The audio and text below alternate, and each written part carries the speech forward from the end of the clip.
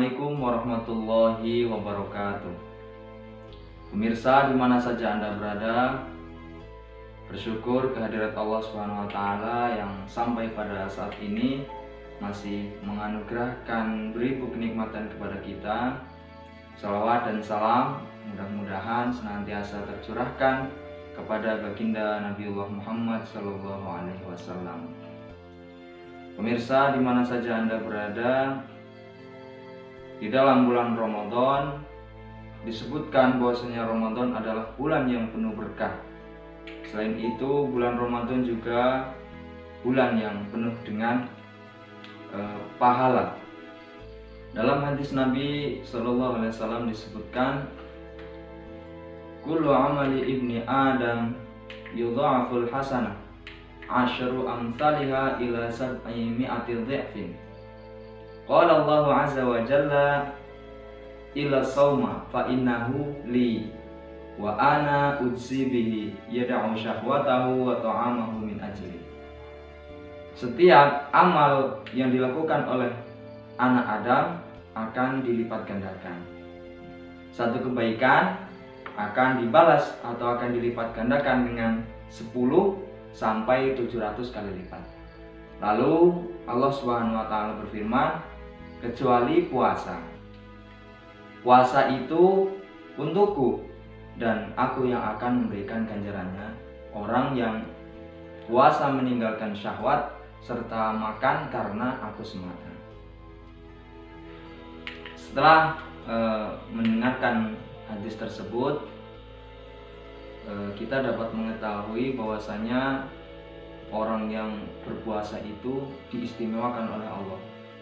Ia memiliki keistimewaan khusus. Kalau kita ibaratkan saat ini, maka ada seorang rakyat biasa yang karena melakukan sesuatu yang sangat berharga atau sesuatu yang memberikan manfaat banyak, kemudian ia dipanggil langsung oleh presiden untuk diberi hadiah oleh presiden. Nah, ini kan merupakan keistimewaan tersendiri dibandingkan dengan hadiah yang sekedar diberikan oleh orang-orang yang selain presiden. Orang yang berpuasa itu akan diganjar langsung oleh Allah Subhanahu wa taala. Karena begitu mulianya bulan Ramadan, sehingga kita tidak ingin menyia-nyiakan kesempatan ini. Kita berada dalam bulan Ramadan dan pasti semuanya kita ingin memaksimalkan bulan ini dengan penuh kesungguhan dalam melaksanakan berbagai amal. Bahkan dapat kita saksikan dalam lingkungan kita, banyak orang yang mungkin sebelum bulan Ramadan itu jarang sekali terlihat melakukan ibadah. Namun ketika datang bulan Ramadan dan dia masih diberi kesempatan untuk hidup dalam bulan tersebut, ia melakukan ibadah yang mungkin tidak dilakukan di dalam bulan-bulan yang lain. Nah, ini karena memang bulan Ramadan ini selain penuh dengan pahala, penuh dengan keberkahan, selain itu juga menggugah kaum muslimin untuk melakukan berbagai aktivitas kebaikan. Nah, dalam kondisi seperti saat ini, sebagaimana saya singgung pada segmen yang pertama, bahwasanya Allah memberikan Ramadan pada tahun ini itu Ramadan yang istimewa, dimana selain Allah memberikan kesempatan kepada kita untuk melakukan atau memperbaiki kualitas serta kuantitas ibadah kita, namun juga Allah memberikan waktu yang sangat lapang bagi kita untuk berevaluasi diri atau bermuhasabah diri. Sangat banyak atau ada banyak hal yang dapat berbagai aktivitas ibadah yang dapat kita lakukan di rumah kita masing-masing. Nah, hal ini kalau kita melihat contoh orang-orang terdahulu itu, siapa kita dibanding mereka? Sampai ditulis dalam sebuah kitab yang berjudul Aina nahnu min akhlaqis salaf. Di manakah posisi kita dibandingkan akhlak para orang-orang terdahulu? Dalam kitab tersebut pernah saya baca disebutkan bahwasanya contohnya saja Ar-Rabi.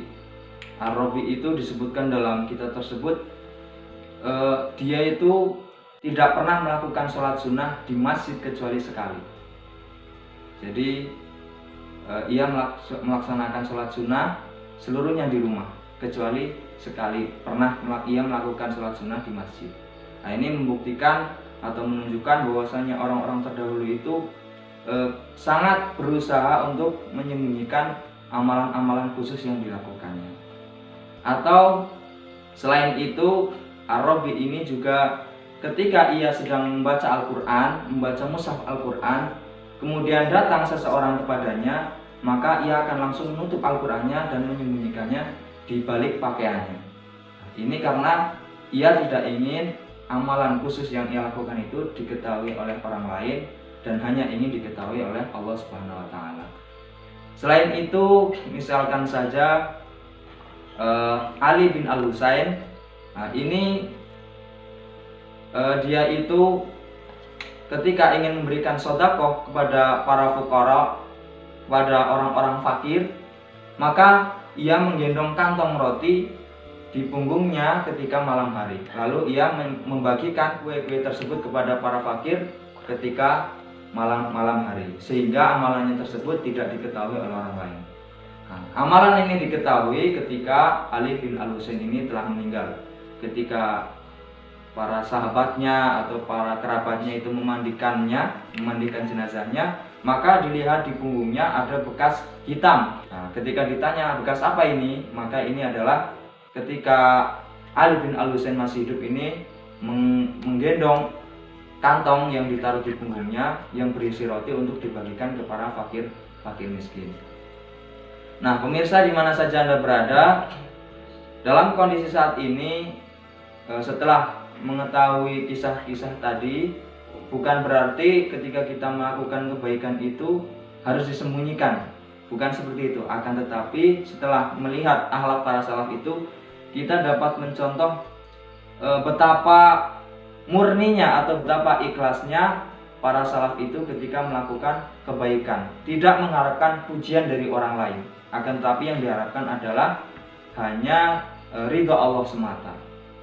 Sehingga pemirsa di mana saja Anda berada, ini kesempatan bagi kita, karena dalam kondisi saat ini kita dianjurkan untuk memperbanyak aktivitas ibadah di rumah, maka ini kesempatan ketika kita ingin memperbanyak berbagai amalan yang ingin kita rahasiakan dari orang lain, maka inilah waktunya. Sehingga tidak perlu bersedih, tidak perlu mengeluh menjalani Ramadan ini yang memang ada keharusan untuk menahan diri tidak keluar rumah, harus memperbanyak aktivitas ibadah di rumah. Sehingga ini kesempatan kalau kita ingin memperbanyak ibadah yang hanya ingin diketahui oleh Allah, tidak ingin diketahui oleh orang lain, inilah kesempatannya. Sehingga mumpung ada kesempatan ini, Ramadan yang istimewa ini, mari kita bersama-sama maksimalkan dengan berbagai kegiatan positif, kegiatan yang dapat mendatangkan ridha Allah, dan kegiatan yang dapat menjadi tabungan pahala untuk kita kelak di akhirat. Demikian yang dapat saya sampaikan pada kesempatan ini, mudah-mudahan dapat memberikan manfaat. Apabila ada tutur kata yang kurang berkenan, saya mohon maaf yang sebesar-besarnya. Billahi taufik wal hidayah. Wassalamualaikum warahmatullahi wabarakatuh.